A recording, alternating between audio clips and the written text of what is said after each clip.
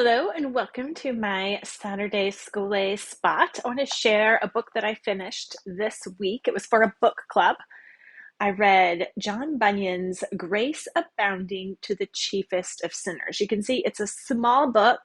I also used the audio version of this book, and it was only 4 hours, and that's if you don't speed it up.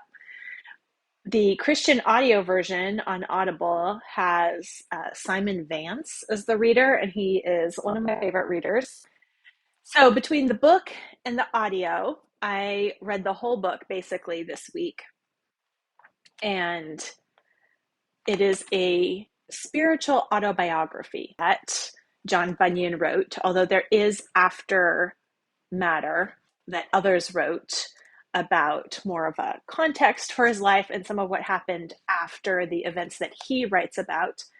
He writes about his conversion after first an just unbelieving sinful life. Then he moves toward a moral life without conversion, where people speak well of him. He has a good reputation, but he's not free from guilt and he's not free from sin, even though his life is moral and upright. Then he goes through a conversion, and I think the most distinctive thing about Bunyan in his biography is how steeped in scripture it is. It's very evident that he was reading and rereading scripture at a high rate to have the familiarity with scripture that he does, since he did start so late. And that right there is a huge encouragement, I think, for all of us in our spiritual walk to become so conversant and fluent in the scriptures, because it is always applicable. And Bunyan's story really shows how he brings scripture to bear with every struggle that he has. Now, he has a lot of struggles. Right after his conversion, he receives encouragement from scripture that prepares him somewhat, or at least he can see the preparation after the fact, for a period of many years of deep struggle with doubt, little bit angst, not a little bit, a lot angsty. And he really goes through a deep sense of probably the typical doubts that most Christians do experience at some point, but he experienced them to the depths and for an extended period of time. And he struggled with scripture itself as well, not doubting scripture so much as noticing passages like the unforgivable sin, or the passage where Jesus says, "Depart from me, I never knew you," to people who thought that they were doing God's work.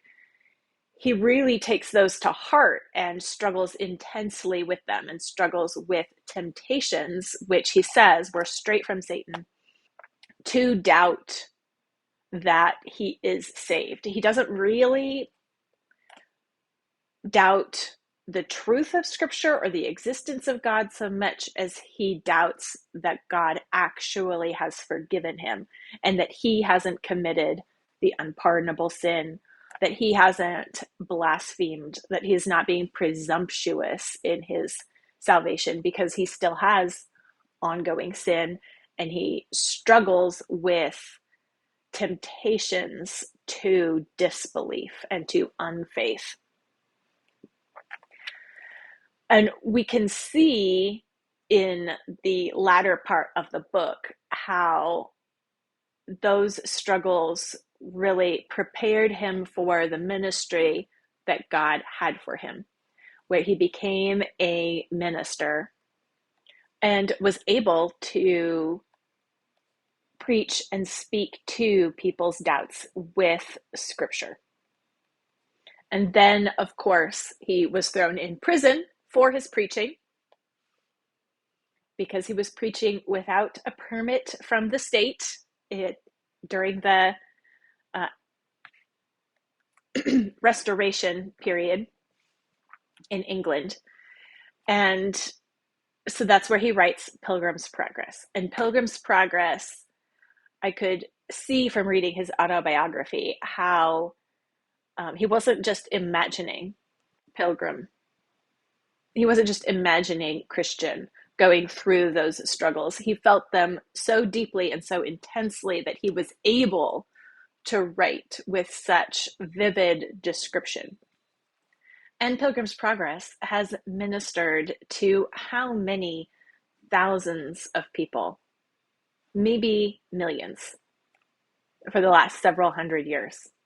So, although this section in the biography where Bunyan was so angsty was felt a little bit overdone and intense and not super relatable, his story really is such a great example of how God has a good purpose in everything that we go through, and he uses it for his own glory and the growth of the kingdom, even if it is a hard providence in our own lives and makes our life difficult.